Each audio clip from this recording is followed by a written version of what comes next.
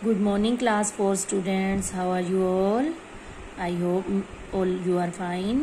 Me Veena Rani from Wisdom School. बच्चों की जैसा कि आप जानते हो कि हमारा 5th लेसन कंप्लीट हो चुका है संज्ञा, और इसका बुक वर्क क्वेश्चन आंसर सब कंप्लीट हो चुके हैं। आई होप आपने भी बुक और नोटबुक में अपना काम कंप्लीट कर लिया होगा।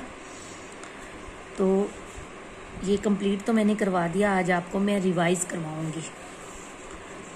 देखिए, संज्ञा किसे कहते हैं? किसी व्यक्ति, वस्तु, स्थान, प्राणी और भाव के नाम को।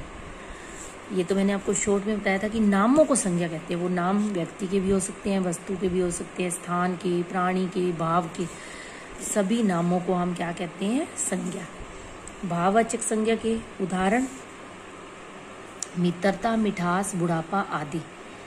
अब ये जो है संज्ञा के दो ये मैंने क्वेश्चन आंसर करवाए हैं, उसमें सारा ये क्वेश्चन अटेम्प्ट हो रहा है। ठीक है, क्वेश्चन आंसर भी रिवाइज करवाऊंगी मैं आपको। सही वाक्य पर सही और गलत वाक्य पर गलत का चिन्ह लगाइए। पशु जातिवाचक संज्ञा है, ये बात सही है इसलिए इसको टिक करेंगे। मधुरता भाववाचक संज्ञा, ये भी बात सही है इसलिए हम इसको टिक करेंगे। अध्यापक व्यक्तिवाचक संज्ञा, ये बात गलत है। अध्यापक जातिवाचक है। अगर किसी पर्टिकुलर अध्यापक का नाम लिया होता, विशेष खास अध्यापक का नाम लिया होता, तो ये व्यक्तिवाचक होता। तो अध्यापक जातिवाचक है इसलिए ये बात गलत है। अमिताभ बच्चन जातिवाचक संज्ञा, ये बात भी गलत है। अब विशेष बंदे का नाम लिया है, व्यक्ति का नाम लिया है, तो ये व्यक्तिवाचक है, ना कि जातिवाचक, तो ये भी गलत है बात। यमुना व्यक्तिवाचक संज्ञा है, ये विशेष नदी का नाम लिया है और व्यक्तिवाचक है, ये बात सही है। ठीक है, अब देखिए, खाली स्थानों में संज्ञा शब्द भरिए। मेरे देश का नाम भारत है। क्या है? भारत। डैश बहुत बड़ा जानवर है, हाथी। डैश बहुत बड़ा जानवर है, हाथी। मैं डैश गांव में रहता हूँ, खैरेका। मैं डैश गांव में रहता हूँ, खैरेका। आम में डैश होती है, मिठास। आम में डैश होती है, मिठास। नीचे लिखे वाक्यों में संज्ञा शब्दों पर गोला लगाइए। लता मंगेशकर अच्छी गायिका है, तो इसमें लता मंगेशकर क्या है? संज्ञा शब्द है। श्याम ने मीठा आम खाया, श्याम संज्ञा शब्द है और आम जो है संज्ञा शब्द है। श्याम और आम संज्ञा शब्द है, तो इन पे हम गोला लगाएंगे। ताजमहल यमुना किनारे स्थित है। अब ताजमहल किसी जगह का नाम है, ठीक है, और यमुना जो है एक नदी का नाम है, तो ये दोनों संज्ञा शब्द हैं, इसलिए इनके ऊपर हम गोला लगाएंगे।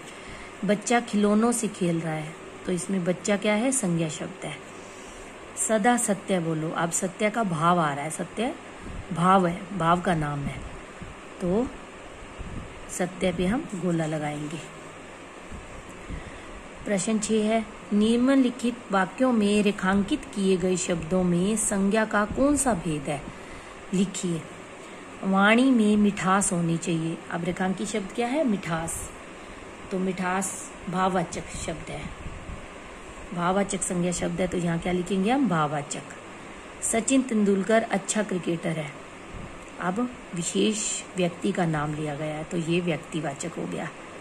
आज बहुत सर्दी है, अब इसमें भाव छुपा हुआ है। ठीक है, गुण, दोष, भाव, दशा का पता चले वो कौन सा होता है? भाववाचक, तो यहाँ भाववाचक आएगा। रामायण एक धार्मिक ग्रंथ है।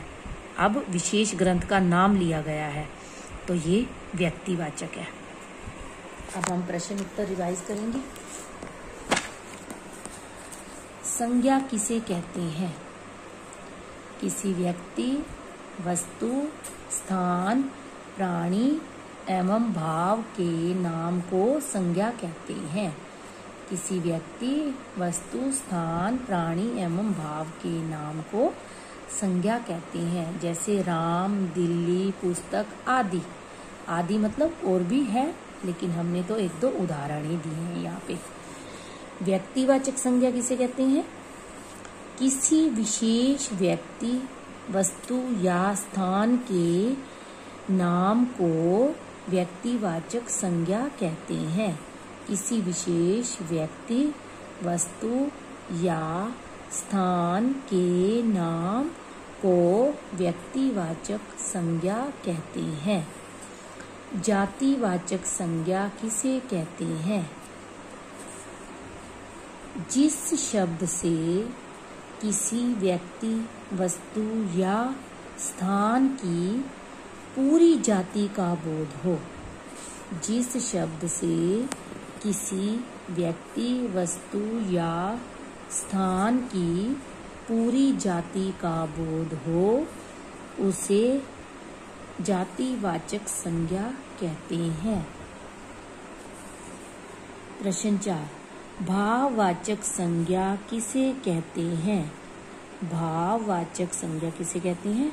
किसी गुण, दशा या भाव का, किसी गुण, दशा या भाव का बोध कराने वाले शब्दों को भाववाचक संज्ञा कहते हैं।